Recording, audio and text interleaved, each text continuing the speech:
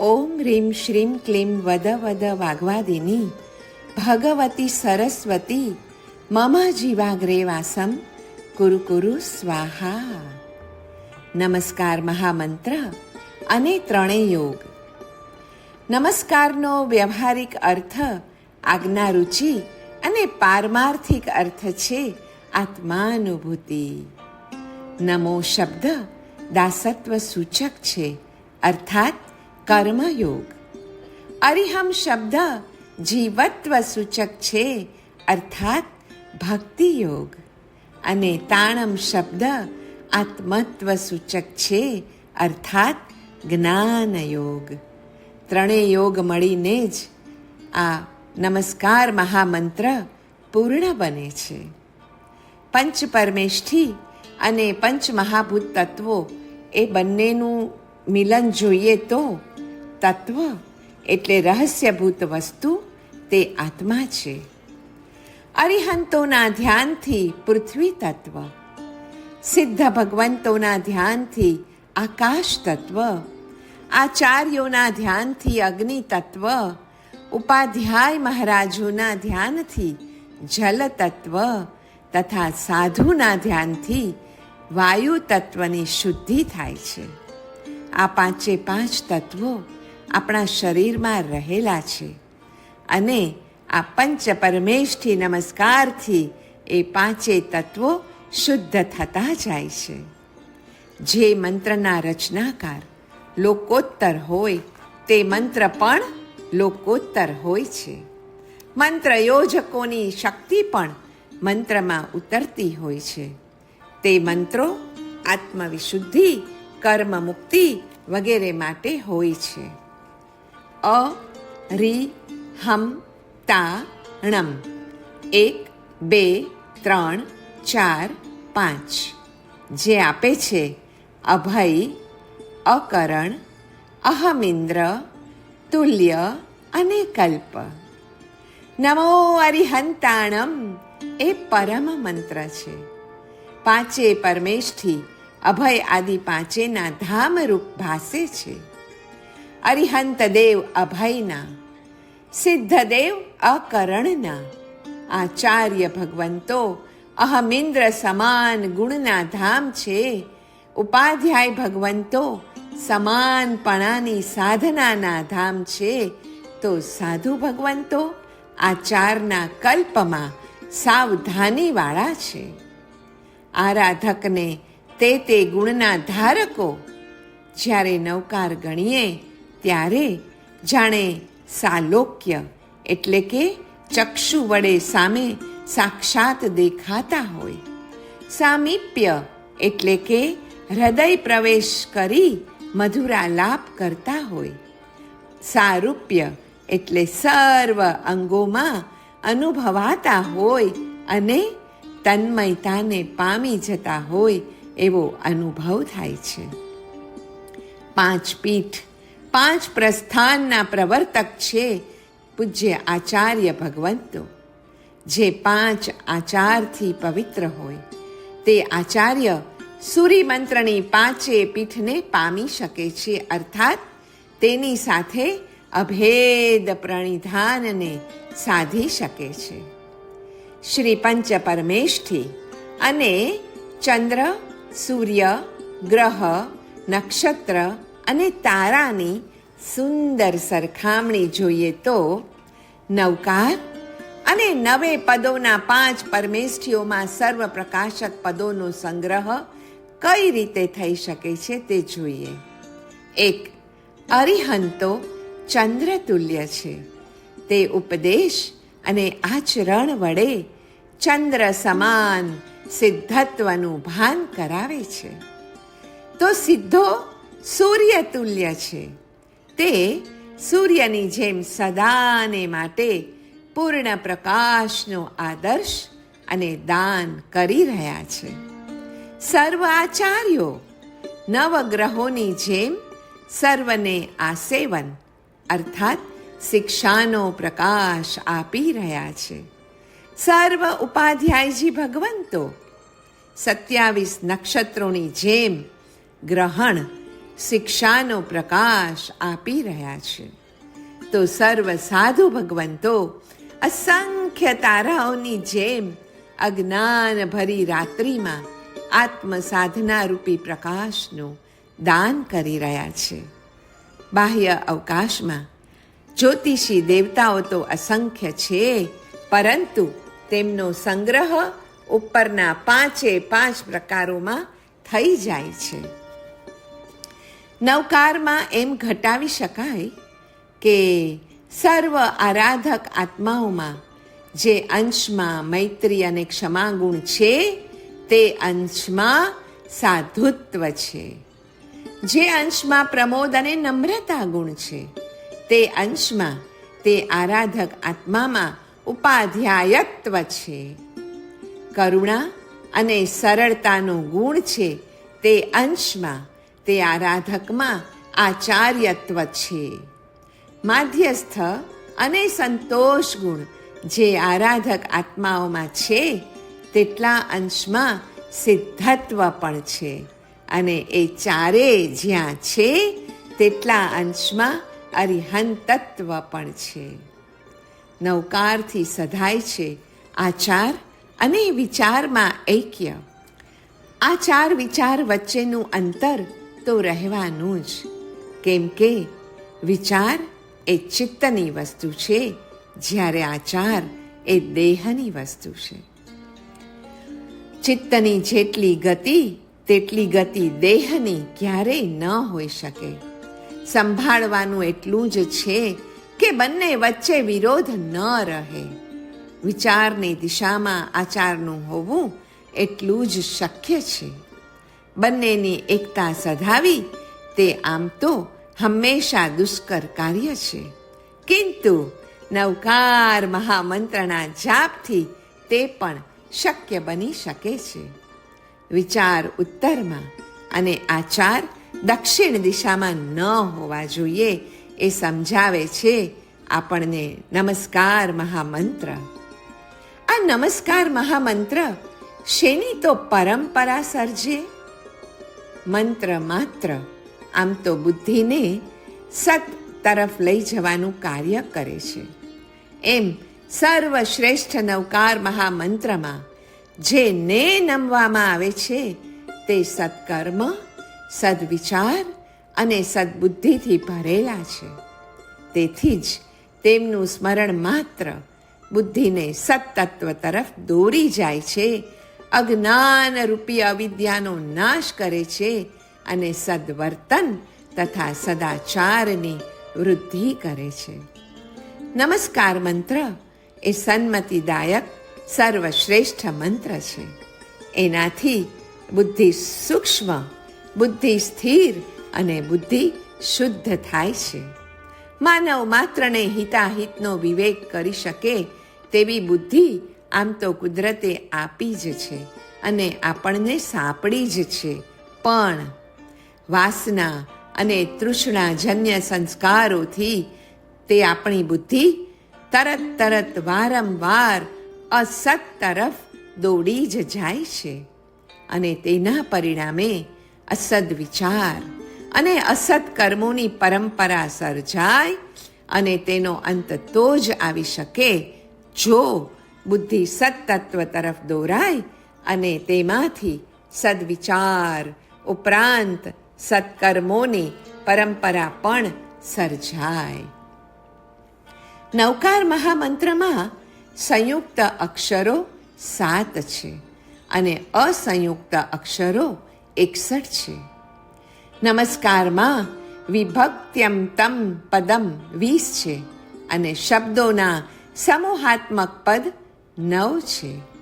નવકારમાં સંપદા, અર્થાધિકાર, અર્થના વિશ્રામ સ્થાનો 8 છે. એ 8 સંપદા છે જેને આલાપક એટલે કે સંબંધ ધરાવતા શબ્દોવાળો પાઠ પણ કહે છે. આમ નવકાર મહામંત્રમાં અધ્યયન 5 અથવા તો 8 છે. એવી પણ એક વ્યુત્પત્તિ છે કે ચિત્તને અધ્યાત્મ તરફ લઈ જાય તે છે અધ્યયન. નવકારનો અર્થ છે રહસ્યાર્થ અથવા જ્ઞાનનો પ્રકાશ. અર્થ એટલે ભાવ મંદિરમાં પ્રવેશ કરવાનું મંગળ દ્વાર. આનંદરૂપી અનુપમ સરિતામાં વિહરવાની નાવ, જેમાં વિહરવાથી આત્મિક આનંદની અનુભૂતિ થાય છે. ત્યાગ, તપ, સંયમનું સેવન કરીને જે પરમ પદે પહોંચેલા હોય તેને જ આપણે પરમેષ્ઠી કહીએ છીએ. નવકાર દ્વારા આપણે પ્રાર્થના કરીએ છીએ, પણ એ પ્રાર્થના એને જ કરવાનો અધિકાર છે જે નિમ્નલિખિત 7 નિયમો પાળે છે. નિયમ 1, પ્રશાંત બનો. શારીરિક સ્વસ્થતા અને માનસિક એકાગ્રતા પામો. નિયમ નંબર 2, ક્ષમાશીલતા રાખો. પ્રભુએ તમને જો ક્ષમા આપી છે તો તમે સૌને ક્ષમા આપો. નવકાર દ્વારા કરાતી પ્રાર્થનાનો નિયમ 3 છે, રોજે રોજ પ્રભુની સ્તુતિ કરો, સ્તુતિ ગાન કરો. પ્રભુનું નામ આપણા દ્વારા ઉજ્જવળ બનો અને એમના સાનિધ્યનો એ રીતે અનુભવ કરો. પ્રાર્થનાનો ચોથો નિયમ છે, વિનયપૂર્વક માંગણી કરો. પ્રભુ પાસે માંગણી નહીં કરીએ તો કોની પાસે કરશું? પણ એ માંગણી વિનયપૂર્વક કરવી. અને માંગણી કરતી વખતે મનમાં સ્પષ્ટતા હોવી પણ ખૂબ જ જરૂરી છે, કારણ કે એ સાંભળે છે, એ સમજે છે અને એ આપે પણ છે. નિયમ નંબર 5 છે, શ્રવણ માટે એકાગ્રતા કેળવો. પ્રભુ પણ નવકાર દ્વારા આપણી સાથે વાત કરે છે. પ્રશ્ન છે એકાગ્રતાપૂર્વકના શ્રવણની. અંદરનો અવાજ પ્રભુની સઘન અનુભૂતિ રૂપ પણ હોય છે. નિયમ નંબર 6, મનમાં સદા કૃતજ્ઞતાનો ભાવ રાખો. જે મળ્યું છે તેની માટે રોજે રોજ ઈશ્વરનો આભાર માનો. નવકાર દ્વારા કરાતી પ્રાર્થનાનો 7મો અને અંતિમ નિયમ છે, પ્રાર્થનાના પરિણામમાં અડગ વિશ્વાસ ધારણ કરો. પરમાત્માની પ્રાર્થનામાં અટલ શ્રદ્ધા ધારણ કરવી જરૂરી હોય છે અને આ રીતે નવકાર ગણવાથી જ તે ફળે છે અને તે ફળે જ છે. આવો તો પ્રશાંત બનીએ, ક્ષમાશીલતા રાખીએ, રોજે રોજ નિત્ય પ્રભુની સ્તુતિ જ્ઞાન કરીએ, વિનયપૂર્વક માંગણી કરીએ, શ્રવણ માટે એકાગ્રતા કેળવીએ, સદાને માટે કૃતજ્ઞતાનો ભાવ રાખીએ અને પ્રાર્થનાના પરિણામમાં વિશ્વાસની અડગતા ધારણ કરીએ.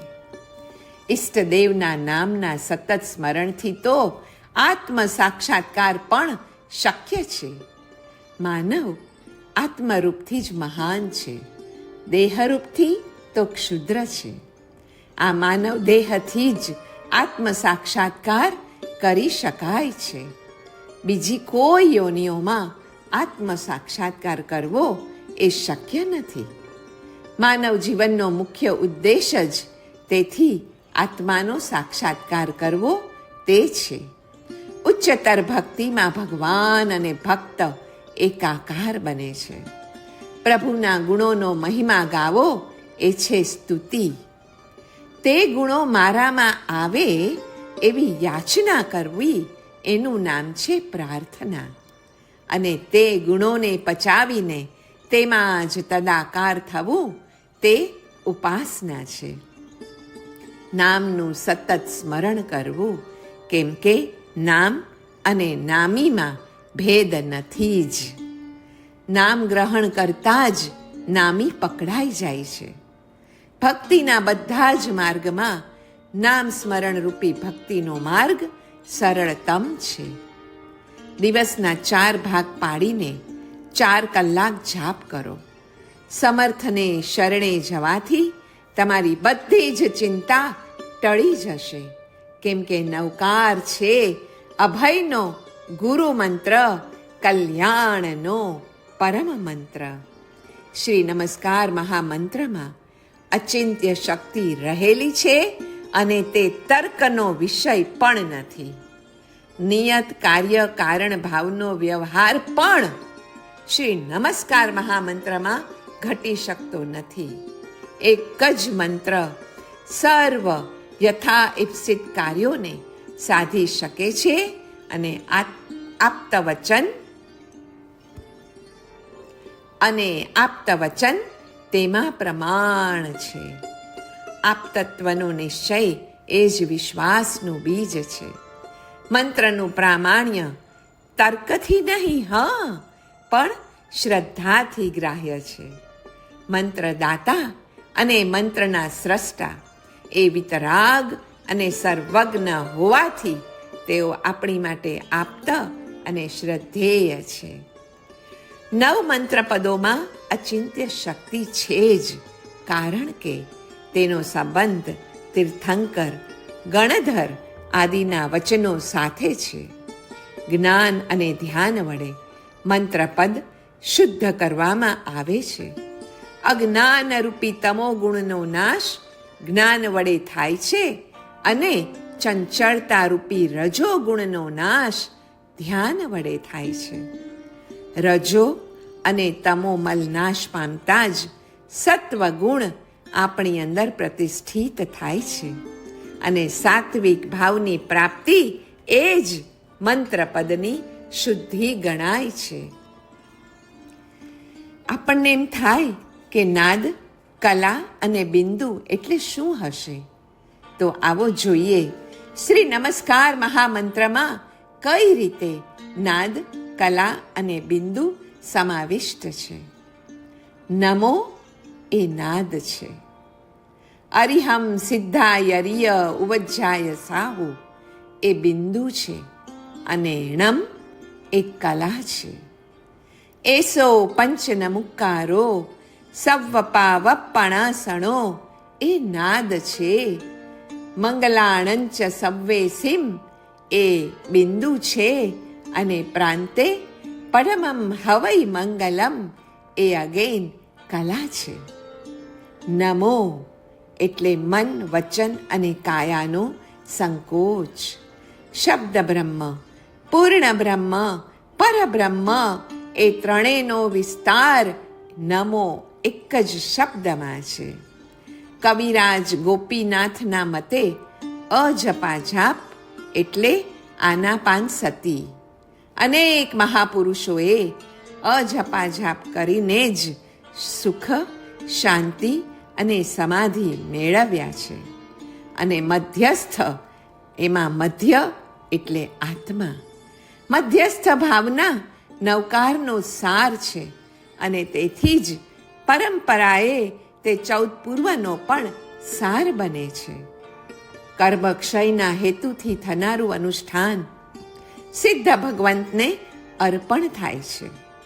આજ્ઞા પાલન અર્થે થતું અનુષ્ઠાન તે શ્રી અરિહંત ભગવંતોને અર્પણ થાય છે. નિષ્કામ ભાવ એટલે કે પ્રત્યેક ધર્માનુષ્ઠાનમાં રહેલો આ ઈશ્વરને અર્પણ કરવાના ભાવ છે.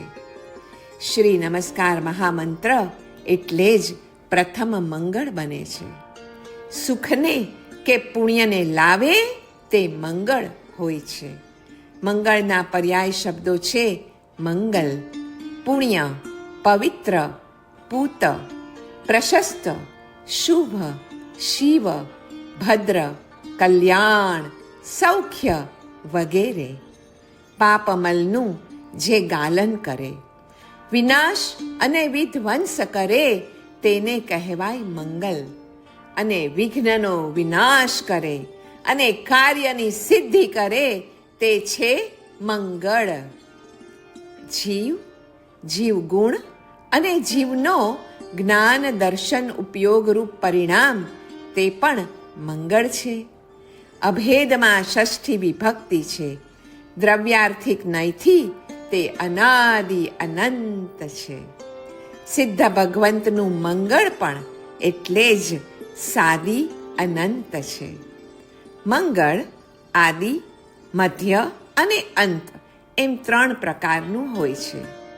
આદિ મંગળ વિઘ્ન હરે નમો, મધ્ય મંગળ સ્થિર કરે લોએ, તથા અંત્ય મંગળ અર્થાત મંગલમ એ શુભ ફળની પ્રાપ્તિ કરાવે છે. દરેક કાર્યની સિદ્ધિ માટે સત્પુરુષોએ આદિ, મધ્ય અને અંત્ય મંગલનું વિધાન કરેલું છે. અને જિનેન્દ્ર ભગવાનના ગુણોનું કીર્તન કરવું એ પણ મંગળ જ છે. તો આવો ગણીએ નવકાર.